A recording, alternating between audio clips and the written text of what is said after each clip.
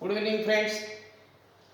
काल आपण practice set 1.2 मधलं लास्ट एक्झाम्पल, त्याच्यानंतर सिमिलर ट्रायंगल, नंतर सिमिलर ट्रायंगल नंतर टेस्ट बघितल्या, A test, S S S test आणि एस एस टेस्ट बघितली.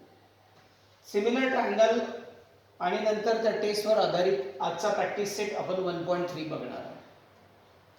आता प्रॅक्टिस सेट 1.3 मधलं फर्स्ट एक्झाम्पल आहे. तर फर्स्ट एक्झाम्पल मध्ये ही फिगर दिलेली, इथे हा एबीसी ट्रायंगल दिलेला आहे आणि इथे ही डी इथे टाकलेली. आता इथे दोन ट्रायंगल दिसत आहेत. हा एबीसी मध्ये अँगल एबीसी जो आहे हा 75 डिग्रीचा आहे आणि अँगल सीडी हा पण 75 डिग्रीचा दिलेला आहे. याच्यावर तीन क्वेश्चन्स अराइज झालेले. First, which triangles are similar? Which triangles are similar? Second question है by which test? By which test? And third, congruency दिलेली त्याने, correspondence कुठल्या correspondency नुसार, by which correspondency, by which correspondency. असे तीन क्वेश्चन्स. आता कुठले ट्रायंगल आहेत ते बघूया. सिमिलर, मी इथे ट्रायंगल घेताना इन ट्रायंगल किंवा फर्स्ट ट्रायंगल घेतोय इथे एबीसी आणि त्याला सिमिलर किंवा इन ट्रायंगल डायरेक्ट सिमिलर नाही घेताना सीडी, हे दोन ट्रायंगल घेतलेले इथे, ट्रायंगल एबीसी आणि ट्रायंगल सीडी. हा ट्रायंगल एबीसी मध्ये अँगल एबीसी हा कॉन्ग्रंट अँगल सीडी आहे. Because of each of 75 degree, दोघांचं मेजर इक्वल दिलेले इथे, म्हणून हे दोघं कॉन्ग्रंट आहेत. त्याच्यानंतर या दोघांमध्ये अँगल सी जो आहे हा कॉमन अँगल आहे. Angle C congruent angle C, म्हणून याला रिझन देऊया आपण इथे कॉमन अँगल. आता इथे ही फर्स्ट अँगलची पेर कॉन्ग्रंट आहे, त्याच्यानंतर ही सेकंड अँगलची पेर कॉन्ग्रंट आहे. म्हणजे याचा अर्थ इथे ए टेस्ट आली आणि ए टेस्ट आल्यामुळे इथे दोन्ही ट्रायंगल, फर्स्ट ट्रायंगल एबीसी आणि सेकंड ट्रायंगल सीडी, हे दोन्हीच्या दोन्ही ट्रायंगल आता सिमिलर मिळालेले. आणि कुठल्या टेस्ट मिळाले ते टेस्ट खाली लिहायची इथे, बाय ए टेस्ट. ही टेस्ट लिहिली इथे, ए टेस्ट. आणि टेस्ट मिळाल्यानंतर त्यांची करस्पॉन्डन्सी विचारलेली. करस्पॉन्डन्सी इथे एबीसी 1:1 करस्पॉन्डन्स सीडी. करस्पॉन्डन्सी आपण सुरुवातीला जी नावं घेतली त्याच्यामध्ये, पण करस्पॉन्डन्सी घेताना काय करायचं ते परत सांगतो. पहिले इथे फिगर मध्ये आपल्याला एबीसी आणि सीडी एकाच फिगर मध्ये हे दोन ट्रायंगल आहेत. क्वेश्चन 3 अराइज झालेले. First, which triangles are similar, second by which test आणि थर्ड बाय व्हिच करस्पॉन्डन्स. आता व्हिच ट्रायंगल्स, आपण हे दोन ट्रायंगल घेतले पण ते सिमिलर आहेत का त्याच्यासाठी आपण त्यांच्यामधले जे एलिमेंट्स जे कंपोनंट्स जे आहेत ते आपण पहिले बघूया, कशा प्रकारे ते सिमिलर शो करण्यासाठी कामात येतात का. मग फर्स्ट त्याच्यातला अँगल एबीसी घेतला, त्याला कॉन्ग्रंट अँगल सीडी घेतला. आता हे दोघं अँगल का कॉन्ग्रंट आहेत, कारण इथे एबीसी मध्ये अँगल बी चं मेजर 75 दिलेले आणि सीडी मध्ये अँगल डी चं मेजर 75 दिलेले, म्हणजे इच ऑफ 75 डिग्री, दोघांचे मेजर इक्वल आहे आणि म्हणून दोघं अँगल हे कॉन्ग्रंट आहे. त्याच्यानंतरचा दोघा ट्रायंगल मध्ये अँगल सी जो आहे हा कॉमन अँगल आहे. मग इथे एक पहिले अँगलची टेस्ट, आपल्या अँगलची पेर आली, नंतर इथे अँगलची पेर आली, ए टेस्ट आली आणि ए टेस्ट आली, म्हणून ट्रायंगल सिमिलर आलेले. आणि ट्रायंगल सिमिलर पहिल्यांदा त्याने विचारलं तर व्हिच ट्रायंगल्स आर सिमिलर, म्हणजे दोन ट्रायंगल सिमिलर आहे. त्याच्यानंतर बाय व्हिच टेस्ट आली, ए टेस्ट. आणि थर्ड त्याने क्वेश्चन विचारला बाय व्हिच करस्पॉन्डन्सी. आता ही करस्पॉन्डन्सी लिहिली. आता ही करस्पॉन्डन्सी लिहिताना कशा प्रकारे लिहायचं ते सांगतो बघा. आता इथे थोडंसं याच्यामध्ये पहिले मी एबीसी घेतलेला आहे, तर इथे बी अँगल 75 चा आहे आणि इथे डी अँगल 75 चा आहे, म्हणून इथे बी आणि डी मध्ये आला पाहिजे इथे, एवढं एक लक्षात ठेवा. आणि याला थोडंसं करस्पॉन्डन्सी मध्ये लिहिताना ईडीसी, सी अँगल हा कॉमन आहे म्हणून इथे लास्टला सी अँगल आला पाहिजे. तो इथे आपण कॉमन अँगल घेतलेला आहे, तर ही करस्पॉन्डन्सी 1:1 करस्पॉन्डन्स, म्हणजे ए ला करस्पॉन्डन्स ई आला पाहिजे त्याच्यानंतर बी हा 75 चा आहे तर डी सुद्धा 75 चा आहे. बी मध्ये तर तो डी पण मध्ये झाला. सी कॉमन अँगल आहे तर सी कॉमनला शेवटी आला पाहिजे. अशा प्रकारे ही करस्पॉन्डन्सी आली पाहिजे. इथे 3 प्रकारचे क्वेश्चन्स होते. पहिला होता विच ट्रायंगल्स आर सिमिलर, हे 2 ट्रायंगल सिमिलर आले. नंतर बाय विच टेस्ट, तर ही टेस्ट आली. आणि नंतर कोणती करस्पॉन्डन्सी, तर ही करस्पॉन्डन्सी. करस्पॉन्डन्सी ओळखणं खूप महत्त्वाचं आहे. कारण करस्पॉन्डन्सी जोपर्यंत इथे लास्टला विचारलंय म्हणून सुरुवातीला करस्पॉन्डन्सी जर कधी तुम्ही व्यवस्थित नाही लिहिलं तर त्यावेळेला ट्रायंगलचा सिमिलर शो करू शकतात तुम्ही. पण ट्रायंगल सिमिलर शो केल्यानंतर ज्या वेळेला तुम्ही करस्पॉन्डिंग अँगल किंवा corresponding sides are in proportion घेणार त्यावेळेला तुमच्या मिस्टेक्स होतात. म्हणून इथे मस्ट आहे करस्पॉन्डन्सी. करस्पॉन्डन्सीवर भर द्या व्यवस्थित. तर ती कशी ओळखायची की त्या अँगलच्या मेजरवर. जसं इथे अँगल बी हाय 75, अँगल डी 75 म्हणून बी चा corresponding angle D. Angle C चा कॉमन अँगल सी आहे म्हणून लास्टला सी घेतलेला आहे. मग ऑब्विसली ए हा ई ला करस्पॉन्डन्स असेल. अशा प्रकारे ही करस्पॉन्डन्सी घेतलेली. ओके, तर हा फर्स्ट क्वेश्चन होता. 3 प्रकारचे याच्यामध्ये क्वेश्चन्स होते. ते क्वेश्चन आपण असे सॉल्व्ह केले. आता पुढच्या याच्यामध्ये बघा त्याने काय दिलेले बघा. पुढच्या याच्यामध्ये त्याने दिलेलं आहे की या ठिकाणी हे 2 ट्रायंगल दिलेले आहेत. एक पहिला ट्रायंगल जो PQR दिलेला आहे आणि दुसरा ट्रायंगल जो आहे तो LMN दिलेला आहे. त्या दोन्ही ट्रायंगलला आपल्याला इथे सिमिलर शो करायचे आणि सिमिलर शो केल्यानंतर कोणत्या टेस्टने सिमिलर आहेत ती टेस्ट पण शोधायची. मग मी काय करतो बघा. फर्स्ट सुरुवातीला दोन्ही ट्रायंगलची नाव लिहितो. फर्स्ट इन ट्रायंगल PQR, हा ट्रायंगल PQR आहे. आणि सेकंड ट्रायंगल जो आहे तो LMN, हा दोन्ही इथे लिहून घेतले इथे. आता एक काम करूया इथे की PQ आणि LM या 2 साइडचा रेशो आपण सुरुवातीला घेऊया. मग मी काय करतो इथे PQ upon LM is equals to, PQ आपल्याला इथे 6 दिलेली आहे आणि LM आपल्याला 3 दिलेली आहे. म्हणून इथे दोघांच्या व्हॅल्यू आपण त्यांच्या समोर लिहिल्या. इज इक्वल्स टू 3 1 जा 3, 3 2 जा 6 मीन्स याची व्हॅल्यू आपल्याला मिळाली 2/1. This is the equation first. आता एक काम करूया या ठिकाणी QR ची ही साइड आपण MN घेऊया. यांचा रेशो घेऊया आपण. QR upon MN is equals to, आता QR आपल्याला इथे 8 दिलेली आहे आणि MN आपल्याला 4 दिलेली आहे. 4 1 जा 4, 4 2 जा 8. इथे पण आपल्याला हा रेशो मिळाला 2/1. This is the equation second. आता लास्ट साइड आता PR आणि LN चा रेशो घेऊया. नाव लास्ट PR अपॉन LN, याला नाव म्हणतो इथे आणि नाव also PR upon LN is equals to, PR आपल्याला 10 दिलेली आहे. PR 10 अपॉन LN 5 दिलेली, इथे LN 5 अगेन 5 1 जा 5, 5 2 जा 10 is equals to 2/1. This is the third equation. आता एक काम बघा याच्यात लक्षात येत असेल तुम्हाला. इक्वेशन फर्स्ट मध्ये PQ अपॉन LM चा रेशो 2/1 आहे. इक्वेशन सेकंड मध्ये QR अपॉन MN चा रेशो पण 2/1 आहे आणि लास्ट PR अपॉन LN चा रेशो पण 2/1 आहे. म्हणजे काय होतंय बघा, हे तिघ रेशो जे आहे तिघ साइडचे हे आपल्याला कॉन्स्टंट आलेले 2/1. मीन्स ऑब्विसली मी लिहिताना असं लिहू शकतो इथे PQ upon LM is equals to QR upon MN is equals to PR upon LN आणि याला इज इक्वल्स टू 2/1. याला रिझन देणार from equation first, second and third. तिघ इक्वेशन वरनं ह्या ठिकाणी इथे रिझन स्पष्ट देतोय from equation first, second and third. From equation first, second and third. काय दिसतंय बघा तुम्हाला.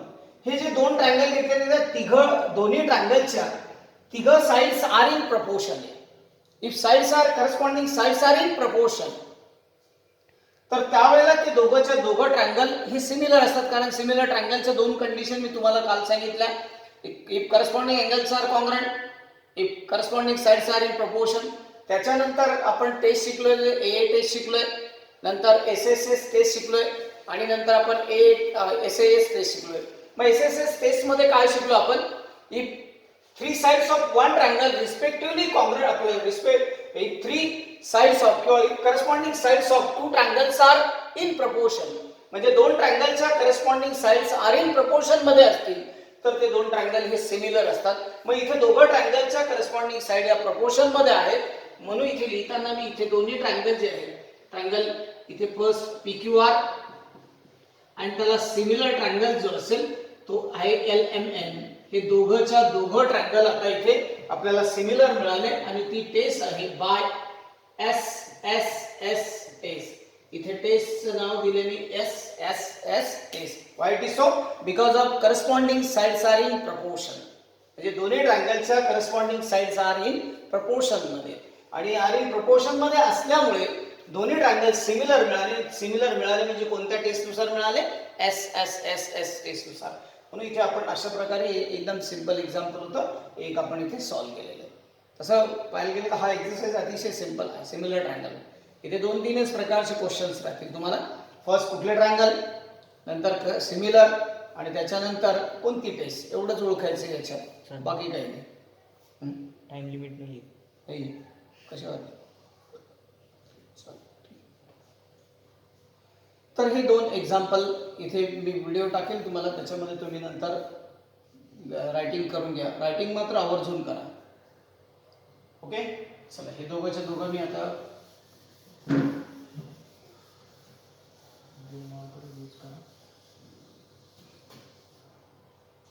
चला पुढचं एक्झाम्पल बघूया. एक थर्ड एक्झाम्पल अतिशय बेस्ट एक्झाम्पल आहे. पहिले फिगर प्लॉट करतोय.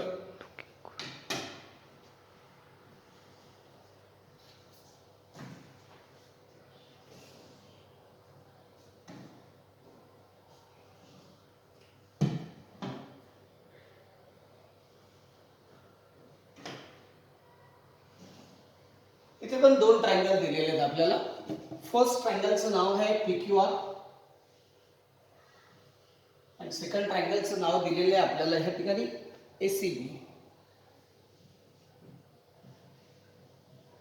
हे 2 ट्रायंगल आहेत आणि दोन्ही ट्रायंगल मध्ये साइड्स दिलेले आहेत आपल्याला. तिथे ही साइड 6 आहे, ही 4 आहे आणि ही आपल्याला फाइंड करायला दिलेली, आणि ती AC जी आहे ती 8 दिलेली. आता याच्यात क्वेश्चन काय दिलेलं ते सांगतो बघा. फर्स्ट,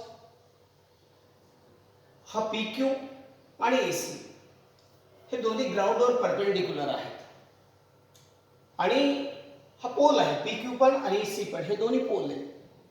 हा PQ पोल 4 मीटर हाय आणि याची शॅडो जी असेल, कास्ट शॅडो 6 मीटर. त्याच्यानंतर हा AC पोल आहे, याची BC ही शॅडो आहे, पण तिची लेंथ त्याने दिलेली नाही, ती फाइंड करायला लावली आपल्याला. मग आता फर्स्ट काय करावं लागणार बघा. PQ and AC are the 2 poles perpendicular on ground. PQ is equals to 4 cm cast shadow, centimetre मध्ये नसेल दिले त्याने, मीटर मध्ये दिली, सॉरी. तर PQ is equals to 4 metre, cast shadow QR is equals to 6 metre and AC is equals to 8 metre, let cast shadow BC is X metre. आपल्याला BC जी असेल ती X मानायची. मग रायटिंग करताना बघा मी काय करतो इथे. PQ and AC are the 2 poles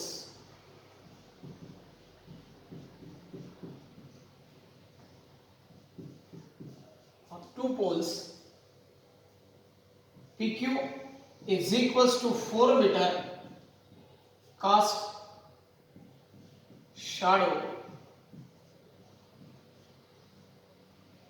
QR is equals to 6 meter and AC is equals to 8 meter, cast shadow BC is equals to X. BC X मानूया. अशा पद्धतीने आपण सुरुवातीच्या 2 होईल. आता PQ आणि AC दोन्हीचे दोन्ही पोल हे सेम ग्राउंडवर परपेंडिक्युलर आहेत आणि ते परपेंडिक्युलर असल्यामुळे इथे Q and C जवळ तर ऑब्विसली त्या ठिकाणी हे जे ट्रायंगल फॉर्म होतात, हे ट्रायंगल इथे आपल्याला ट्रायंगल पहिले दिलेला PQR आणि सिमिलर ट्रायंगल ACB, हे दोन्ही ट्रायंगल सिमिलर मिळाले. मग आपल्याला क्वेश्चन विचारला तर कुठले दोन ट्रायंगल सिमिलर आहेत? हे दोन ट्रायंगल सिमिलर आहेत. ओके, आता हे का सिमिलर आहेत? कारण ते दोघंच्या दोघं पोल जे आहेत एकाच ठिकाणी त्या ग्राउंडवर तिथे जर पाहिले तर इथे अशा पद्धतीने परपेंडिक्युलर असल्यामुळे त्यांची शॅडो एकाच दिशेला जाते, म्हणून ते ट्रायंगल एका ग्राउंडवर परपेंडिक्युलर असल्यामुळे त्या ठिकाणी ते तिथे ह्या ठिकाणी ह्या दोन ट्रायंगल फॉर्म करतात आणि ते दोन्ही ट्रायंगल हे सिमिलर येतात. मागच्या वर्षी 9th स्टँडर्डला असताना आपण सिमिलर ट्रायंगलमध्ये छोटंसं एक एक्झाम्पल दिलेलं, तिथे पण असंच याच पद्धतीने याच्यामध्ये इन्फॉर्मेशन होती आणि आपण असं सॉल्व्ह केलेलं होतं. त्या धर्तीवरच आपण इथे सॉल्व्ह करतो. तर इथे दोन्हीच्या दोन्ही ट्रायंगल सिमिलर आल्यानंतर if two triangles are similar obviously corresponding sides are in proportion. आता ट्रायंगल सिमिलर मिळाले की आपलं टेन्शन कमी होऊन जातं. मग आपण काय करणार बघा, इथे करस्पॉन्डिंग साइड घेऊया. इथे PQ जर घेतली तर PQ ची करस्पॉन्डिंग साइड जी असेल ती AC is equals to QR जर घेतली तर QR ची करस्पॉन्डिंग साइड जी असेल ती BC असेल आणि याला रिझन देतोय CSST, corresponding sides of similar triangle. CSST corresponding sides of similar triangle. Triangle similar आले. ट्रायंगल का सिमिलर आले? कारण हे दोघंच्या दोघं पोल जे एकाच ग्राउंडवर परपेंडिक्युलर आहे आणि ते एका ग्राउंडवर परपेंडिक्युलर असल्यामुळे त्या ठिकाणी जे ट्रायंगल फॉर्म होतात ते ऑब्वियसली सिमिलर असतात. आणि if two triangles are similar then corresponding sides are in proportion. Triangle similar आहेत म्हणून त्या ठिकाणी ह्या corresponding sides are in proportion मध्ये आलेल्या आहेत. आता ह्या ज्या व्हॅल्यू दिलेल्या त्या व्हॅल्यू आपण सबस्टिट्यूट करूया. इथं PQ ची व्हॅल्यू 4 दिलेली, PQ च्या ठिकाणी 4, AC आपल्याला किती दिलेली? AC 8 दिलेली, 8 इज इक्वल्स टू QR आपल्याला 6 दिलेली, 6 आणि BC आपण x मानलेली. ऑब्वियसली आपण इथे क्रॉस मल्टिप्लिकेशन करणार. क्रॉस मल्टिप्लिकेशन मध्ये 4 into x is equals to 8 into 6. 4 multiply divide होईल तिकडे लिहिताना, therefore x is equals to 8 into 6 upon 4. 4 1 जा 4, 4 2 जा 6, 6 2 जा 12, therefore x is equals to 12. आता आपल्याला फाइंड करायला लावलेली ते x ची value means BC is equals to किती आलं? That means BC is equals to 12 metre. आपल्याला BC मिळाली इथे 12 मीटर आणि आपल्याला BCच फाइंड करायची होती त्या ठिकाणी. अशा पद्धतीने हे याच्यात सॉल्व्ह करायला आपल्याला दिलेलं होतं, तर इझिली हे सॉल्व्ह केलं. ओके, हा एक प्रॉब्लेम महत्त्वाचा प्रॉब्लेम होता, अतिशय बेस्ट होता आणि अतिशय सिंपल पण होता. ओके, हो परत